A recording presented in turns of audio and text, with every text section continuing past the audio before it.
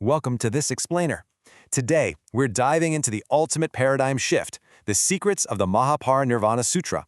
Buckle up because this is going to get deep. We're going deep into Volume 4 of this incredibly profound text. And honestly, if you think you know the standard story of the Buddha, well, prepare to have your perspective completely shifted. We're looking at a text that turns foundational concepts absolutely upside down.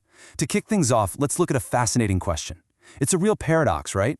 If someone is truly free from all earthly attachments and suffering, why in the world do they still go through the messy, painful realities of human existence? Getting sick, getting married, having a child, and eventually passing away. Hold on to that question, because the answer the sutra gives us is nothing short of revolutionary. Section 1. The Four Wisdoms of Great Nirvana. Okay, let's explore the four profound methods a bodhisattva uses to explain this concept of great nirvana to the rest of the world. These steps basically map out how a true spiritual guide has to operate. Step 1 is self-correction, meaning they've got to first realize and firmly abide in the eternal truth themselves. It's like holding on to a profound secret. Step 2 is correcting others, which is gently guiding people toward this reality. But steps 3 and 4, that is where the magic happens. Skillful answers and understanding causes. You see, a great teacher doesn't just blast you with the ultimate truth all at once. They carefully, strategically adapt that radical truth to fit the exact capacity, the timing, and the readiness of their students.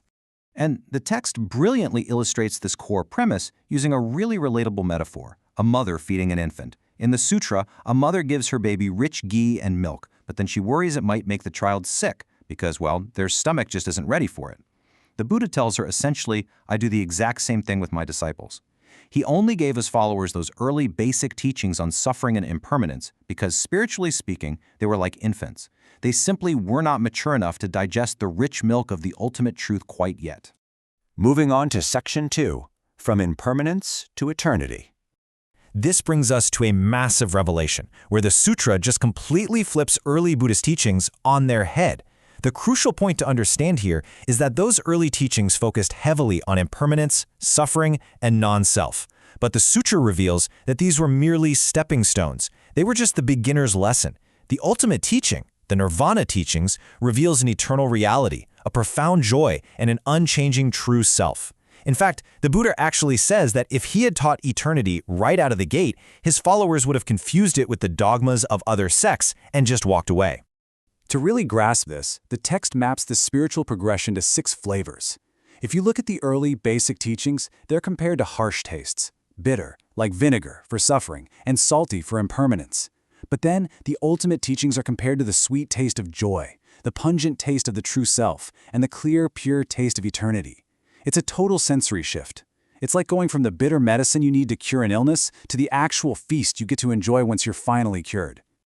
The sutra anchors this shift with what it calls the hidden treasure metaphor. Think about it. Just as a mother leaves her hidden treasure only to a mature, responsible son and hides it from an immature son who might squander it, the Buddha bestows this secret treasury of eternity only to the advanced bodhisattvas. He actually hides it from those early disciples who still mistakenly think he's going to permanently die and just disappear into nothingness. Section 3. Root of Compassion. Stop in meat. Now this is where things get really interesting. The disciple Kasyapa challenges the Buddha, acting as the voice for all of our logical doubts. He directly asks the elephant in the room question, wait a minute, didn't you previously allow monks to eat fish and meat conditionally, as long as it was considered pure? Why are you suddenly banning it completely? It's a really great question, and it shows that the rules are in fact changing. While the Buddhist response is absolutely uncompromising, he explains that those previous allowances for meat eating were merely temporary rules, again, stepping stones for a very specific time. But the ultimate truth, he declares, is that eating meat severs the seed of great compassion. He explains that meat eaters carry a scent that terrifies other living beings, making animals literally flee from them in fear. So to truly walk the path of ultimate liberation, compassion has to be absolute. No exceptions. This new rule becomes incredibly strict, too. The Buddha says that if meat even accidentally touches a monk's alms bowl while they're begging for food, they can't just, pick around it. Nope, they must meticulously wash the food with water to separate it completely before taking a single bite. It symbolizes a total, non-negotiable rejection of violence. Which brings us to Section 4, the Buddha's life as a cosmic play. This leads us to what is arguably the most mind-bending paradigm shift in the entire text regarding the Buddha's actual history. Kasyapa poses another brilliant Socratic question. If the Buddha was completely liberated and free from desires, why did he participate in highly earthly attachments? Why on earth did he have a wife Yashodhara? Why did he have a son Rahula? The sutra's breathtaking answer unfolds across the timeline of his existence. The Buddha reveals that he actually achieved true liberation countless eons ago. Therefore, every major milestone of his known historical life was entirely a cosmic theater. His miraculous birth, his marriage, his extreme asceticism, his enlightenment under the Bodhi tree, and even his final death. They were all an elaborate illusion, meant to guide ordinary beings. He explicitly reveals he didn't actually suffer hunger, he didn't have lust, and he didn't even feel physical pain. His earthly life was just upaya, which translates to skillful means.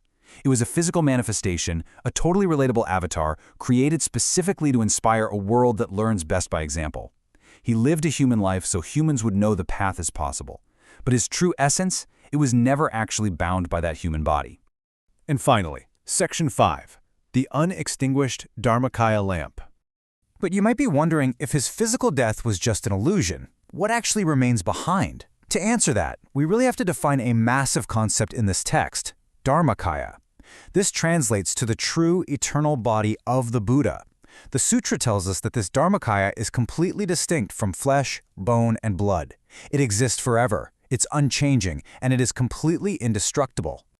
But Kasyapa, ever the sharp student, brings up one final, famous doubt. He asks, wait, didn't you previously teach that entering nirvana is exactly like a lamp flame blowing out into the dark? If a lamp goes out, there's no direction it goes, it's just gone. Doesn't that mean you are gone? The Buddha perfectly corrects this misunderstanding. He says, yes, imagine a lamp filled with oil. When the oil runs out, the light extinguishes. The flame, which represents worldly suffering, desires, and afflictions, absolutely goes out. But the physical vessel of the lamp itself, it does not disappear. The lamp vessel, representing his eternal true nature, the Dharmakaya, remains forever intact. As the text explicitly states, the afflictions are extinguished, but the Dharma body endures. True, total peace comes from putting out the exhausting fire of worldly attachments, but the spiritual vessel, the core of true reality, is never destroyed. It is eternal, it's joyous, and it is pure. So, the final profound takeaway to ponder from this incredible sutra is this. If the earthly, historical Buddha was just a beautiful cosmic play designed for our benefit, and his true eternal body, the Dharmakaya, endures everywhere and always, where is that unextinguished lamp guiding you today? Where is that hidden treasure manifesting in your reality right now? Thank you so much for joining me on this explainer. I really hope this deep dive has sparked a whole new way of seeing these ancient truths.